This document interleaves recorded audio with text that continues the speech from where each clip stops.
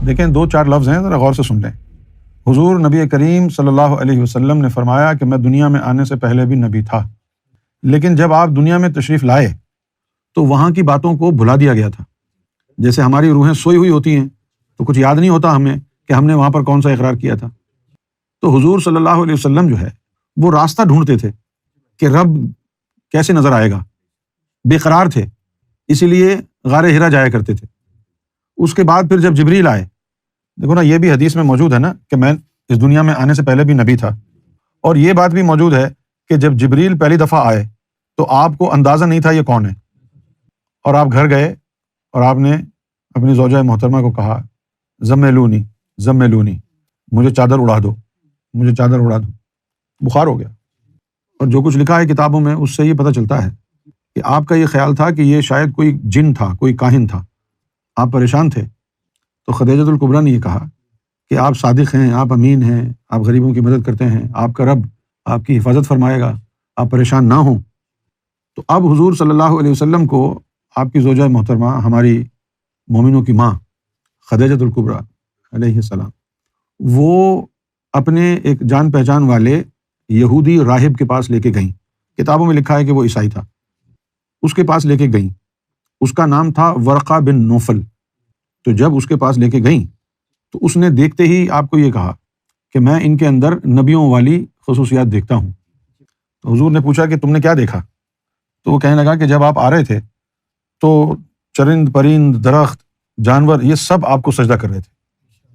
تو ایک حال یہ گزرا ہے کہ جب حضور صلی اللہ علیہ وسلم ابتدائی دنوں میں آپ جبریل علیہ السلام کو نہیں پہچان رہے تھے، اسی سینیریو کو اللہ نے ایکسپلین کرتے ہوئے کہا ہے وَوَجَدَكَ ضَالًّا فَهَدَىٰ، کہ جب آپ ڈھونڈ رہے تھے راستہ تو اس وقت پھر ہم نے آپ کو راستہ دیا۔ اسی طریقے سے امام مہدی علیہ الصلوۃ والسلام سیدنا ریاض احمد گوہر شاہی، آپ کے دل میں بھی عشق الہی کی ہوک اٹھتی، تو آپ بھی راستہ تلاش کر رہے تھے۔ تو راستہ تلاش کرتے جس کے بارے میں پتہ چلتا ہے کہ یہ کوئی ولی کامل ہے تو اس کے پاس جاتے۔ کئی جگہوں کا حال سرکار نے لکھا ہے کتاب میں، پیر آف دیول شریف کا بھی لکھا ہے، گولڑا شریف والوں کا بھی لکھا ہے، کئی جگہوں کا لکھا ہے۔ ایسی جگہوں کا بھی لکھا ہے کہ جہاں پر کوئی مجذوب ٹائپ کے بھنگ چرس پینے والے لوگ تھے۔ فرمایا کہ ایک جگہ میں گیا تو وہ فقیروں جیسی باتیں کر رہے تھے، اچانک جو ہے وہ کسی نے ہوکے میں بھنگ بھر کے سٹا لگایا تو سرکار نے فرمایا کہ میں فوراً اٹھ گیا۔ سرکار نے فرمایا کہ مجھے نشے سے اور ان طرح کی چیزوں سے شدید نفرت ہے۔ تو جس طرح نبی کریم صلی اللہ علیہ وآلہ وسلم راستہ تلاش فرما رہے تھے، کبھی غار حرا جاتے، جبریل آتا تو پہچانتے نہیں، پریشان ہو جاتے، اس کو کاہن جن سمجھتے، تو اسی طرح امام مہدی علیہ السلام بھی اس دنیا میں تشریف لائے ہیں نا، تو یہاں کے قوانین لاگو ہوتے ہیں نا۔ یہ جو عالم ہے یہ عالم اسباب ہے، یہاں پر سبب ڈھونڈنا پڑتا ہے، نبی کو بھی سبب ڈھونڈنا پڑا۔ اب آپ تو کہتے ہیں شروع سے ہی امام مہدی علیہ الصلوۃ والسلام، جس طرح آپ نبی پاک کو امام الانبیاء کہتے ہیں، لیکن شروع میں جب انہوں نے اپنی زندگی کا اسٹارٹ کیا ہے اس وقت تو نہ ان کو پتا تھا کہ وہ امام الانبیاء ہیں۔ تو اسی طرح سرکار گوہر شاہی نے بھی جگہ جگہ گئے مرشد کامل کی تلاش میں، تو مرشد کامل پکڑنا کیا گناہ ہے؟ یہی تو قرآن کا قاعدہ ہے۔ اللہ کی طرف سے اصلاح، اللہ کی طرف سے براہ راست تعلیم صرف نبی اور رسول کی ہوتی ہے، غیر نبی اور غیر رسول کی تعلیم و تربیت نہیں ہوتی، اس کو خود مرشد تلاش کرنا پڑتا ہے، یہ قانون ہے اللہ کا۔ تو امام مہدی علیہ الصلوۃ والسلام جو ہیں وہ نبی تو نہیں ہیں، نہ رسول ہیں، امام مہدی علیہ الصلوۃ والسلام تو سلسلہ ولایت سے تشریف لائے ہیں۔ تو پھر جو ہے سارے پیر و فقیروں سے متنفر ہو کے، بدگمان ہو کے، سرکار نے لکھا کہ ہم جو ہے وہ کاروبار میں لگ گئے، شادی وادی کر لی، بچے ہو گئے، اور اس کے بعد پھر جو ہے وجہ کیا بنی کہ آپ کی ایک بھانجی کے اوپر جنات کا جو ہے وہ جنات اور یعنی آسیب کا مسئلہ ہو گیا۔ ڈاکٹروں کے پاس لے گئے اس کو علاج کرانے کے لیے، تو ڈاکٹر سوئی لگاتا تو وہ پتھر جیسا ہو جاتا جسم۔ تو وہاں سرکار نے فرمایا کہ جو ڈاکٹر تھا اس نے پھر مجھے مشورہ دیا کہ یار یہ جو ہے کوئی جسمانی بیماری نہیں ہے، یہ کوئی مجھے لگتا ہے کہ اس کے اندر بچی میں کوئی جن وغیرہ آیا ہوا ہے۔ تو سرکار فرماتے ہیں کہ میں نے اس کو کہا کہ یار تم پڑھے لکھے آدمی ہو، تم بھی ان باتوں پہ یقین کرتے ہو۔ تو سرکار نے فرمایا کہ اس ڈاکٹر نے مجھے یہ کہا کہ بھائی جن کا تو قرآن مجید میں ذکر ہے کہ وہ انسان کے اوپر قبضہ کر لیتا ہے۔ خیر، تو پھر اس نے ایک شخص کا پتہ دیا، تو وہاں جو ہے سرکار اپنی بھانجی کو لے کے گئے، اس کا نام تھا اسلم سائیں، وہاں لے کے گئے۔ تو اسلم سائیں نے سرکار کو انگوٹھوں کے اوپر بہت سارے نظارے دکھائے اور بچیوں کا علاج وغیرہ بھی جو ہے کیا۔ اس کے بعد جو ہے سرکار نے فرمایا کہ ہمیں ان باتوں پر یقین ہونا شروع ہوا، اور پھر دوبارہ جو ہے وہ ولیوں کی محبت جاگی، پھر ہم قوالی وغیرہ سننے لگے، مزاروں پر آنا جانا شروع کیا۔ پھر امام بری سرکار کے مزار پہ گئے تو وہاں امام بری نظر آتے، چپ کے سلام دعا ہو جاتی۔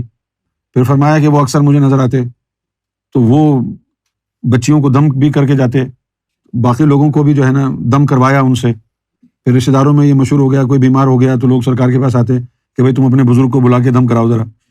اس طرح کی چیزیں جو ہے ہونے لگیں۔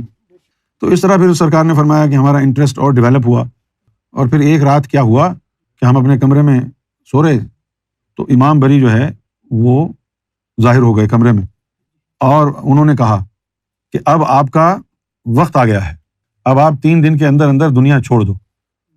تو تیسرے دن جو ہے پھر آپ نے سب گھر والوں کو، بیوی بچوں کو چھوڑ کے، اور وہاں سے پھر آپ جو ہے لال باغ چلے گئے۔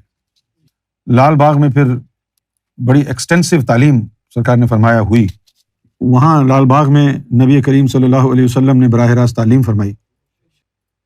غوث اعظم کے حالات زندگی اٹھا کے پڑھیں آپ، کتنے بڑے غوث ہیں، ان جیسا تو کوئی ولی گزرا نہیں نا۔ انہوں نے 40 سال جنگلوں میں بتائے، 40 سال کوئی معمولی عرصہ تو نہیں ہے۔ تعلیم دیکھو، دلوں کو منور کرنے والی تعلیم، اللہ سے جوڑنے والی تعلیم۔ جس کی نظر سے تمہارے دل میں اللہ کا ذکر شروع ہو جائے، اللہ اللہ شروع ہو جائے، تو یہ اللہ کے حکم کے بغیر تو نہیں ہو سکتا۔ معلوم ہوا کہ جس نے تیرے دل کو منور کیا اللہ کے نام سے، ذکر سے، نور سے، وہ ثبوت مل گیا کہ وہ اللہ کی طرف سے آیا ہے۔ اب اللہ کی طرف سے آیا ہے تو وہ جھوٹ کیسے بولے گا؟ جو بھی وہ کہے گا سچ ہی سچ ہوگا۔ پھر یہ اللہ کی نشانیوں کا ظہور ہوا ہے، یہ اللہ کی نشانیاں ہیں، چاند، سورج، اجر اسود۔ اب جن کے مقدر میں جہنم لکھا ہے ان کی پریشانی یہ ہے کہ اللہ کی نشانیوں کو وہ مانتے نہیں ہیں۔ اب تم اللہ کی نشانیوں کو بھی نہ مانو تو پھر کون تمہیں ہدایت دے گا؟ نہ مانو تو اللہ جہنم میں ڈال دے گا اٹھا کے تمہیں، اللہ کی نشانیوں کو اگر نہیں مانو گے تو۔ یہ اللہ کی نشانیاں ہیں نا، چاند پر تصویر گوہر شاہی کا نمایاں ہونا۔ حضور صلی اللہ علیہ وسلم نے بھی چاند کی ہی جو ہے 2 ٹکڑے کر کے دکھائے تھے نا، 1440 سال پہلے شق القمر کا واقعہ جب ہوا تھا۔ آج سائنس اس کو پروف کر رہی ہے کہ بیچ میں دراڑ ہے چاند کے۔ کہتے ہیں لوگ کہ جادو ہو گیا ہے۔